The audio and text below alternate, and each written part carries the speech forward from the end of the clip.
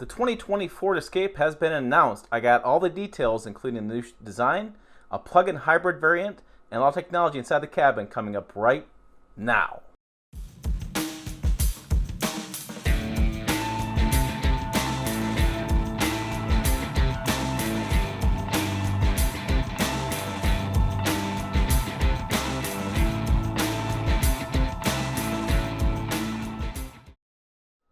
Hey, it's Tim Esterdahl, Pickup Truck Plus SUV Talk, and my passion is trucks and SUVs. If that's your passion too, make sure you hit the notification bell down below to be notified of new videos, and hit subscribe to follow along.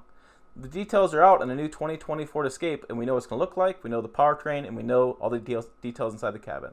So let's get right to it. Okay, let's talk more about this 2020 Ford Escape. If you're looking at the outside, you may be wondering, man, I think I've seen that look before. And guess what? You are right. This look is taken from the most high-profile sports cars Ford offers. For example, the shield-shaped trapezoidal grille, that's the grille that looks underneath the badge in the front, is inspired by the 6th-generation Mustang. The lower front end borrows from the Ford GT. That's right. The new Escape is lower, wider, and longer, and has more of a sports car shape. Along with the sloped roofline, it's also the most aerodynamic Ford Escape that they've ever produced. It has dropped 200 pounds from the current model through high-strength, lightweight steel. And with the new powertrains, it's going to get the best EPA rating that it's ever had. And it's going to be the most aerodynamic. And it's going to be one of the most fun-to-drive Escapes because of the way it's sitting on the ground. So powering the Ford Escape are going to be gasoline engine models, including a standard hybrid and a plug-in hybrid. The gasoline-powered and the standard hybrid will be available with all-wheel drive. The EcoBoost equipped models get the new 8-speed automatic transmission. There's a new suspension, and there's improved isolation with a new isolated rear subframe to make the cabin quieter than ever before. The new 2.0-liter EcoBoost engine, now this is available on the titanium trim level, is going to produce 250 horsepower and 275 foot-pounds of torque using 93 octane fuel. Now that is premium fuel.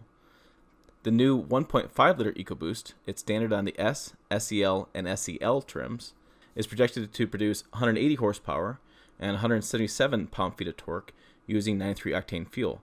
Again, that's premium fuel. You will get less performance when you use lower grade of fuel. Boost also has cylinder deactivation. This is a Ford first in North America. Chevy's done this for years. It'll actually turn off one cylinder when you don't need that many cylinders running. For example, if you're idling, it can turn off a cylinder. The SC Sport and Titanium models will come with the 4th generation hybrid propulsion system. That includes a new 2.5-liter Atkinson cycle hybrid engine with a CVT transmission that's continuously variable transmission. It's a front-wheel drive hybrid model, is projected to produce a combined system horsepower of 198 and a top speed of 85 mile per hour in electric-only mode. Now they are going to offer that in all-wheel drive as well. The plug-in hybrid variant is going to be available on every trim except for the SE Sport. Is going to have at least 30 miles electric-only mode. That means if you have the battery fully charged, you can drive about 30 miles depending on your speed. So for most people's commute, they may actually be able to make their whole commute in a day running electric-only power. There is a level 1, level 2 charging port, and with the 110 level charging port, the estimated time to fully charge a battery is 10 to 11 hours. This is usually a 110 volts. If you're just going to plug it in like you would, say, your toaster oven, it's going to take you about 10 to 11 hours to fully charge the battery. Using 240 volt, this is usually the higher grade of charger. Most people haven't getting these installed in their garages. The charging time drops to roughly 3.5 hours. The hybrid model features 4 EV modes. This is going to allow you to maximize the fuel economy in this vehicle. There's an auto EV mode, an EV Now mode. That's going to make sure that the vehicle operates only in all-electric driving. The auto EV is going to allow you to use gas or battery power. EV Later mode means that you're going to run through gasoline powered to conserve your electric miles for later.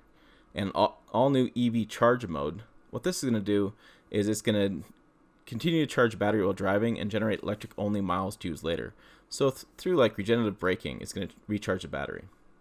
Inside the cabin, the big news is going to be the second row seats now slide, so that allows you to move them back and forth, allowing for more leg room and just a little bit better cabin setup. If you have them in the full forward position, the rear cargo area extends to roughly 6 inches more. It's 37.5 cubic feet of cargo space. So, you can expand the rear cargo room by moving the seats forward or move the seats back to get more legroom. That's essentially what it's going to be. There's also headroom height is increased throughout, even though the sloped roof line and the vehicle's height a little bit shorter. They did increase the headroom. The other features going to be available in this vehicle are going to be basically what Ford's been putting out for a while, the Copilot 360. This is adaptive cruise control, it's stop and go and lane centering. You're going to have active park assist. It's going to have evasive steering assist. Evasive steering assist detects a slower moving or stationary vehicle ahead, provides steering support that can assist the driver to avoid immediate collision. There's also a new heads-up display. This is the first time Ford's done this in North America. This feature is going to do a 6-inch screen.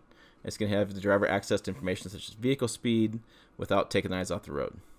There's going to be new driver modes. It's going to be normal, eco, sport, slippery, plus snow and sand. And Ford Pass Connect is going to allow you to connect through 4G LTE Wi-Fi for up to 10 mobile devices, as long as you get the compatible wireless subscription service. There's also a wireless charging pad for both the driver and passengers. There's going to be available Type A and Type C USB charging ports, as well as 3 12-volt charging sockets. There's going to be an 8-inch touchscreen standard on the SC models and above. This is going to have the same information that's going to be available on the new 12.3-inch all-digital instrument cluster. There's going to be available Sync 3 system, which is what Ford's infotainment system is called. It's going to have Apple CarPlay, Android Auto, Ford and Alexa, as well as Waze navigation. There's also going to be available 575-watt, 10-speaker B&O sound system by Bang & Olufsen. The all-new Escape is going to be built in Louisville, Alabama. The all-new Escape is going to be built in the Louisville assembly plant in Kentucky. They should be reaching showrooms this fall. Plug-in hybrids are going to be available next spring. Hey, thanks for watching. Remember, hit subscribe if you want to follow along more videos. Hit bell notification to be notified no videos I'm going to put out. And make sure you email me at tim@pickuptrucktalk.com. Check us out on pickuptrucktalk.com as well. We're on Facebook, Instagram, Twitter. Just type in Pickup Truck Talk. You will find us. We're there. Trust me. Again, thanks for watching. I'll see you down the road.